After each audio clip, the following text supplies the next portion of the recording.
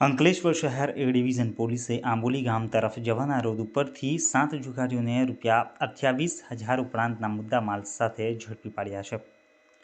બનાવની પ્રાપ્ત અંકલેશ્વર શહેર એ ડિવિઝન પોલીસ મથકમાંથી મળતી માહિતી અનુસાર શહેરમાં દારૂ તેમજ જુગાર જેવી અસામાજિક પ્રવૃત્તિઓને ડામવા તેમજ ઉચ્ચ અધિકારીઓની કડક સૂચનાઓના અનુસંધાને શહેર પોલીસનો સ્ટાફ વિસ્તારમાં પેટ્રોલિંગમાં હાજર હતો।